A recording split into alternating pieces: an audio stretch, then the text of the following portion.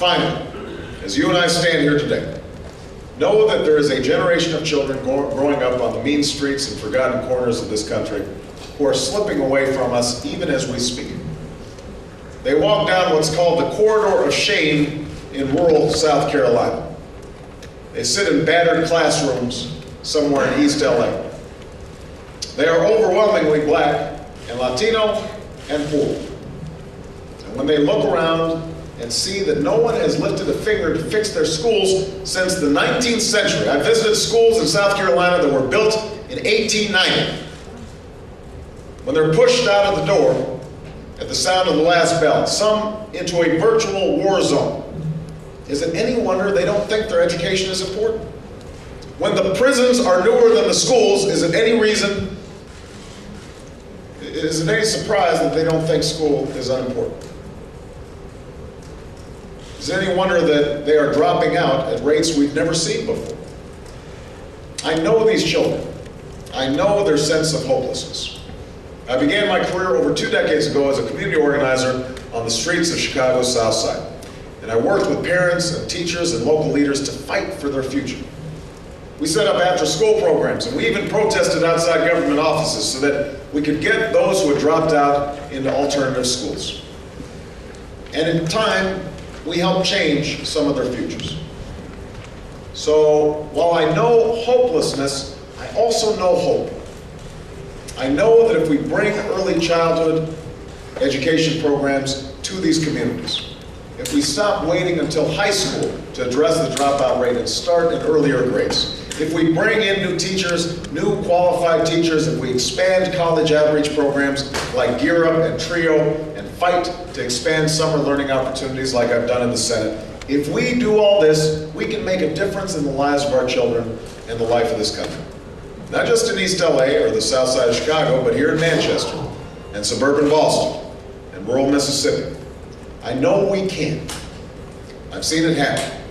And I will work every day to do it again as your president.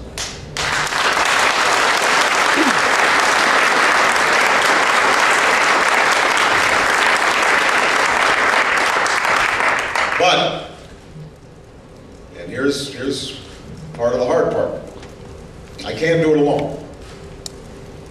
Government cannot do it alone.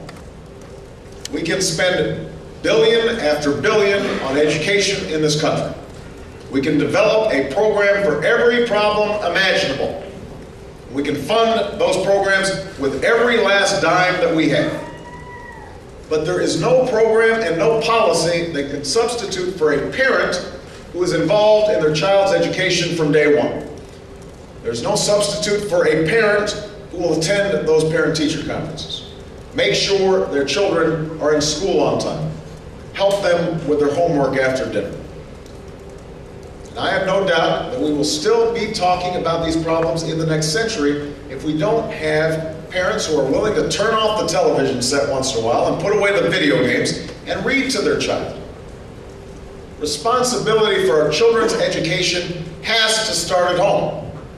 We have to set high standards for them and spend time with them and love them. We have to hold ourselves accountable as well, not just the teacher in the classroom, not just the principal. You know, a few years ago, a little girl at Earhart Elementary in Chicago was asked the secret of her academic success. And she said, I quote, "I just study hard every night because I like learning. My teacher wants me to be a good student, and so does my mother. I don't want to let them down." I don't want to let them down. The challenge we face at this moment is great, but we've met great challenges before. Over the course of 2 centuries, we have fought and struggled and overcome to expand the promise of a good education ever further. A promise that has allowed millions to transcend the barriers of race and class and background to achieve their God-given potential.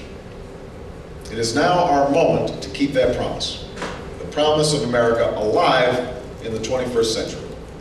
It's our generation's turn to stand up and say to the little girl in Chicago, or the little boy in Manchester, or the millions like them all across the country, that these are not these kids.